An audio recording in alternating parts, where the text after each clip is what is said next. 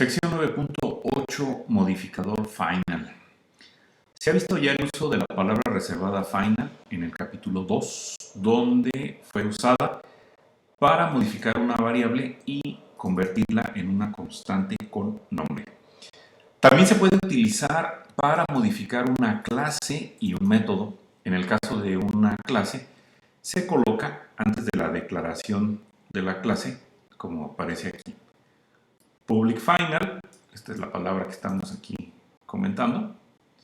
Luego class, alguna clase, y aquí podría llevar extend si se está derivando esta clase de alguna clase base, etcétera, y ya más código enseguida, ¿no?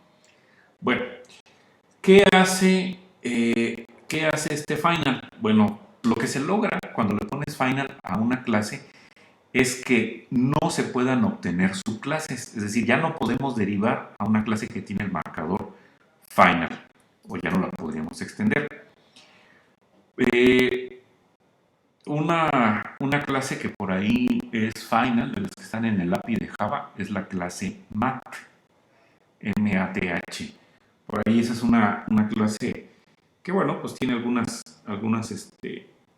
métodos de clase que hacen algunos cálculos, o bueno, obtienen el valor de algunas funciones matemáticas, ¿no? Como seno, coseno, valor absoluto, etc. Bueno, para el caso de un método también se puede poner final y bueno, pues es otro de los modificadores que se pondrían para un método. Y con esto lo que hacemos es que este método pues no pueda ser anulado, es decir, que en alguna subclase ya ese método, el que se está heredando, pues ya no se pueda, ya no sería posible cambiarlo, ya no sería posible que pongan su propia versión. Aquí es importante, bueno, estas son, al utilizar final, esto nos está dando maneras de evitar que nuestra clase o algunos de los métodos puedan en un momento dado ser reemplazados utilizando una propia versión o derivando una nueva subclase, ¿no? Entonces, si quieres evitar que algunos métodos no se puedan anular, pero que la clase todavía se pueda seguir derivando, entonces aquellos métodos que quieras proteger de esta anulación, pues deberán de llevar final. Ahora, si quieres que de alguna clase no se pueda ya derivar subclases, pues entonces tendrías que ponerle el modificador final dentro de la cabecera de la clase, ¿no? Como se muestra aquí en este caso. ¿Sí? Bueno, por supuesto que o pones o proteges en un momento dado uno o algunos métodos con final o proteges toda la clase. No tendría mucho sentido que le pongas final, bueno, que tengas algunos métodos con final y luego que también pongas final en la clase. Este final que pones aquí en la clase te estaría protegiendo a todos los métodos que tengas en esa clase. ¿Sí? Entonces, bueno. Ok. Y entonces, cuando pones final para alguno de estos métodos, pues con eso les estás indicando pues, que ese método ya no va a poder ser anulado. Bueno, veamos ahora la clase Object. Bueno, una de las cosas útiles de la herencia es la relación es un tipo de, la cual pues ya habíamos comentado este tipo de relación. Entonces, cuando hablamos, por ejemplo, de la clase rectángulo extendido, que extendió a la clase rectángulo, esta pues se convirtió en un tipo de rectángulo, porque ya decíamos que una clase pues tiene el tipo que se está definiendo para ella misma, pero también va a tener los tipos de las superclases. Y entonces, si ustedes tienen, por ejemplo, objetos rectángulo extendido, van a poderlos utilizar con cualquier código que haya sido escrito para objetos rectángulos. Objetos rectángulo, ¿no? Digo, similar, por ejemplo, a lo que veíamos, a lo que estábamos comentando acá con, por ejemplo, con esta clase probador empleado 3. Este método get de estado, pues es un método que está, eh, bueno, es un método que está en la clase empleado, ¿no? Pero este método get estado podría, bueno, puede ser también usado para algunos de los subtipos, por algunos de los subtipos. Bueno, para el caso, bueno, entonces de empleado tiempo parcial, que está extendiendo a la clase empleado, entonces empleado tiempo parcial se convirtió en un tipo de empleado. Y ya vimos en la sección 9.6 que si un método de alguna clase espera recibir como parámetro un objeto de otra clase, por ejemplo vehículo, entonces también puede recibir un objeto de una subclase vehículo. Esto es porque ese objeto será pues un tipo de vehículo, ¿no? Bueno, en Java, cada clase que es creada es de hecho derivada de la que se podría llamar una superclase super, o una clase que está de una clase, diría alguien, suprema. Esta superclase super es la clase object. Digamos que esta clase object es la clase ancestra de todas las clases que están disponibles en Java. Y esta clase object es la única que no tiene ancestro. En otras palabras, podemos decir que la clase object es la raíz de todas las clases que están disponibles en Java. Por esa razón es que pues cada objeto en Java es un tipo de object. Y cualquier código escrito para aceptar objetos de tipo object, pues puede ser usado con objetos de cualquier tipo. Bueno, veamos este método toString. Bien, habíamos comentado en el capítulo previo un programa que es manejado por menú, que fue en este caso aplicación banco. Este programa tenía una opción para mostrar los detalles de una cuenta bancaria particular. Y para hacerlo, bueno, se estaban utilizando métodos de lectura de la clase banco. Si esta fuera una aplicación del mundo real, entonces habría un periodo extensivo de pruebas. O sea, habría que hacer varias pruebas hasta que se viera que efectivamente no hay ningún error. Con la finalidad de poder probar una aplicación, sería muy útil si se tuviera una forma simple de mostrar toda la información de un objeto sin tener que llamar muchos métodos individuales, porque acá en este ejemplo, en esta situación que estábamos comentando, para sacar la información de alguna cuenta, pues había que utilizar varios métodos get, ¿no? Entonces, pues nos gustaría, en vez de tener que llamar varios métodos, pues simplemente tener un método que se encargue de darnos toda la información disponible de algún objeto. Bueno, podemos hacer esto haciendo uso de un método llamado toString. Este método pertenece o está definido en la clase object y por lo tanto pues va a ser heredado por todas las clases, porque ya decíamos que todas las clases tienen como ancestro común a la clase object.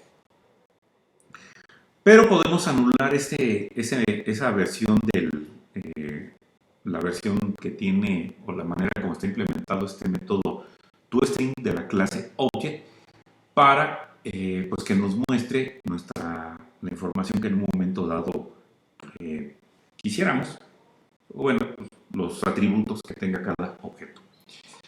Los métodos systemout, print y println están sobrecargados y hay una versión de estos métodos en la cual aceptan un objeto entero como parámetro y luego muestran lo que se haya definido en el método toString de ese objeto.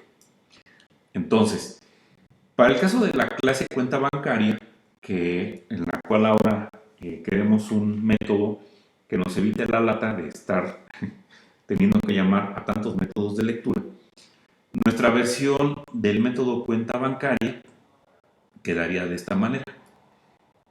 Vamos a anular a ese método toString que viene desde la clase Object y entonces esta tendría que ser la cabecera que tenga el método, ¿no? Va a ser public, va a devolver una cadena y el método se llama toString y no hay que pasarle nada. Entonces, en el cuerpo de este método toString tiene una sola sentencia. Bueno, con varias cosas. Va a devolver, se está utilizando return, la cadena literal nombre dos puntos seguido del atributo nombre. Aquí se está utilizando uno de los caracteres escapados. Recuerda que este nos da el salto de línea. Luego tenemos la cadena literal número y se muestra enseguida el atributo número. Después tenemos salto de línea y nos muestra lo que es la cadena literal balance y lo que tenga el atributo balance. Bueno, para ver cómo funciona pues el uso de este método toString, tenemos esta aplicación llamada probador toString. Entonces déjame ponerlo por acá. Aquí lo tenemos, está muy pequeñito. Entonces en la línea 3 observamos que se declara una variable local de tipo cuenta bancaria llamada cuenta, a la cual enseguida se le asigna el objeto que se está creando mediante la palabra reservada new y el constructor correspondiente, y se le pasan dos cadenas, ¿verdad? Número de cuenta y nombre. Y enseguida podemos ver que tenemos la llamada al método println, al cual se le está pasando el objeto entero. ¿Cuál es el objeto entero? Pues en este caso es cuenta, ¿verdad? Y entonces, cuando se le pasa un objeto al método println, a esta versión en donde se pasa el objeto completo al método println, en ese momento lo que va a hacer la implementación de este método println es llamar al método toString de este objeto. Y entonces, pues lo que esperaríamos sería pues que nos devuelva o que nos haga esta sentencia.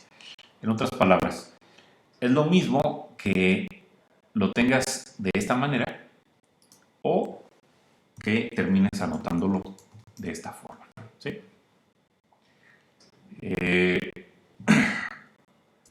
Cualquiera de las dos hace exactamente lo mismo, ¿no? Bueno, entonces, al ejecutar este probador toString, creo que lo tengo acá en este otro directorio, Java probador toString. Entonces, al ejecutarlo, ahí podemos ver lo que nos está dando. Bueno, dirás, bueno, pues no que te iba a salir el nombre, el número y el saldo, el balance. ¿Por qué te terminó saliendo otra cosa? Bueno, lo que sucede es que cuando ustedes no anulan ese método toString, esta es la información que estaría, en este caso, dando lo que estaría, eso es lo que hace el método toString de la clase que está definido en la clase Object. Que pues podemos ver es el nombre del objeto. Luego aquí hay una arroba, este es básicamente un separador, seguido de un número. Bueno, este número es el que se le denomina como el código hash de este objeto. Y podríamos pensar que mediante ese código hash se podría acceder al lugar en donde se encuentra, o bueno, se obtuvo a partir de la dirección en donde se encuentra el objeto cuenta bancaria. Bueno, qué es lo que hace falta para que este código pues, pueda funcionar como estábamos, o bueno, como se esperaría? Bueno, lo que se necesita hacer en este caso es modificar la clase cuenta bancaria. A ver, veamos, aquí está cuenta bancaria. Y entonces, bueno, podemos observar que pues, no está efectivamente el método toString, el que se estaría anulando. ¿Qué necesitamos entonces hacer? Bueno, pues lo que necesitaría hacer sería agarro esto. Bueno, no sé si lo pueda agarrar exactamente, pero bueno, tendría que copiarlo. Es que no me va a dejar copiarlo muy bien. Entonces, bueno, lo voy a introducir. Entonces aquí pongo la notación override. Y luego enseguida public string toString. Y en el cuerpo de este método pongo un return y va la cadena, bueno, y el espacio, ok, tiene ahí un espacio, nombre, dos puntos, luego le concateno el atributo nombre, luego viene lo que es el salto de línea, luego le pongo la cadena número, dos puntos, luego voy a concatenar el atributo número, bueno, voy a poner la siguiente línea, número, y luego le concateno el salto de línea, luego le concateno la cadena balance, dos puntos, espacio, y finalmente anoto el atributo, bueno, le concateno el atributo balance. ¿Sí? Y entonces, esta es la versión del método toString en la clase cuenta bancaria, que va a anular al método toString que se heredó de la clase object. Bueno, entonces guardo este y voy entonces ahora a compilar la clase cuenta bancaria. ¿Sí? Cuenta bancaria. ¿Qué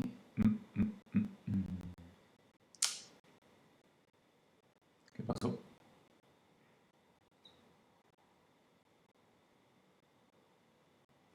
Compilar, me faltó la C, ¿verdad?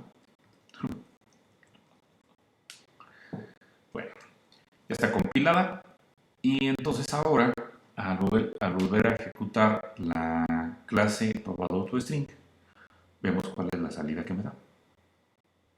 Entonces, hace un momento me dio esto, que es lo que hace el método toString de la clase object. Y ahorita me puso esta información porque ya agregamos el método toString a la clase cuenta bancaria. Y entonces, como ya se anuló el método toString de la clase object, entonces ahora pues está usando el método que lo estaría reemplazando, ¿no? Bueno, ok. Bueno, y aquí, bueno, pues ya me lo comenta. En el caso de que pues, no se anule este método toString, pues ya vimos que pues, nos estaría dando la clase y la localidad en memoria, ¿no? Y podría dar algo como esto que está aquí anotado. Bueno, terminamos esta plática con lo que son las clases envoltura, el autoempacado y el desempacado. Bueno, ya se había dicho que las clases colección, como es ArrayList, no las puedes tú usar para guardar tipos simples como int o char o alguno de los otros 6 tipos primitivos, ¿no? Sin embargo, pues no es raro que en algún momento dado ustedes quieran pues hacer eso. Y entonces, pues no se deben de preocupar porque en este caso Java les proporciona un medio muy simple para hacer eso. Para entender cómo trabaja, necesitamos platicar acerca de las clases envoltura. Bueno, para cada tipo primitivo, Java proporciona una clase correspondiente. El nombre de esta clase es similar al tipo básico. Similar no quiere decir igual, pero inicia con una letra mayúscula. Por ejemplo, para el tipo int, el tipo primitivo int, tenemos la clase integer. Para el tipo char, tenemos la clase envoltura character.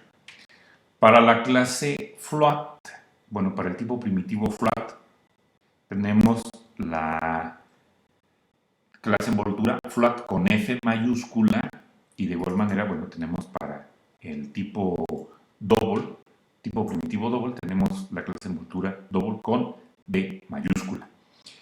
¿Por qué se les denomina envoltura? Bueno, pues porque envuelven en esa clase a un tipo básico o a un tipo primitivo. Entonces, la clase integer pues estaría guardando un valor entero o un tipo int. Bueno, vamos a ver más adelante que estas clases, pueden ustedes revisar la documentación, tienen algunos métodos que son útiles, ¿no? Bueno, entonces, si quisiéramos tener un ArrayList que maneje una lista de enteros, pues entonces habrá que utilizar como tipo la clase envoltura integer. Y entonces tendrías que poner una declaración como esta, ArrayList, en donde el tipo que va a manejar es integer. Y después, pues habrá que crear el objeto ArrayList correspondiente. Ya, ojo, recuerda que ya después, bueno, cuando utilizas el constructor, ya no es necesario que le tengas que decir en el constructor cuál es el tipo que va a manejar la clase colección. Eso ya lo puede inferir el compilador por la declaración, por la forma como se declaró la variable mi lista. Bueno, luego, para guardar un valor entero, por ejemplo 73, en el ArrayList, habría que hacerlo de esta manera, utilizando el objeto ArrayList mi lista. Utilizamos el método add y entonces habrá que crear un objeto tipo integer. Entonces, en esta clase envoltura integer, ustedes le pueden pasar como parámetro el entero que se estaría envolviendo, en este caso el 73, y con ese crear un objeto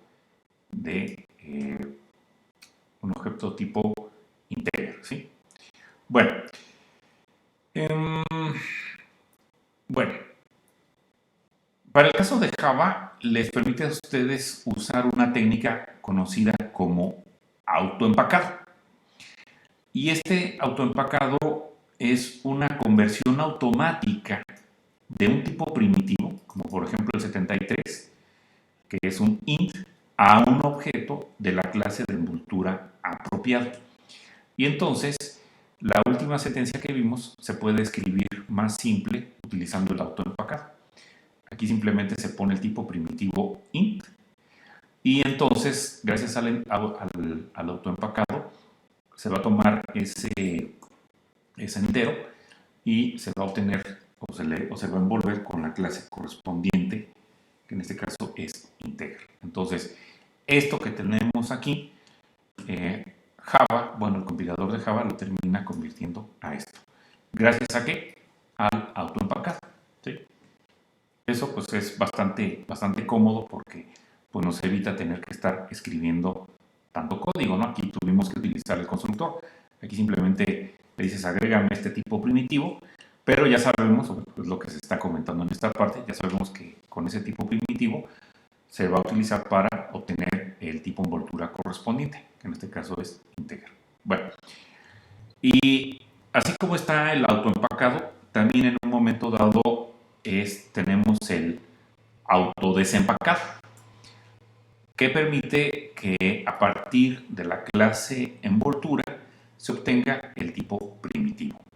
Entonces, si queremos, por ejemplo, asignar el primer elemento en la lista a un entero x, que digamos sea int, podemos escribirlo esto de esta manera. Aquí se declara un tipo primitivo int x y estamos obteniendo el primer objeto de mi lista. Recuerden que mi lista pues, está guardando una colección del tipo integer. Entonces, aquí me devuelve un objeto integer, pero como se va a asignar a una variable de tipo primitivo, entonces se extrae pues, digamos, el tipo que está envuelto y de esa manera pues ya nos estaría asignando entonces a esta variable x un integer, si se estaría asignando lo que, bueno, el entero que está empacado en la clase, bueno, en el objeto integer. Y bueno, este autoempacado y autodesempacado pueden pues, ser usadas para otros tipos primitivos, como podría ser char o double. Pues bien, con esto entonces terminamos este capítulo y ya en el capítulo 10, pues bueno, vamos a hacer algo un poquito, vamos a trabajar con la interfaz gráfica, que a lo mejor les va a parecer también bastante interesante.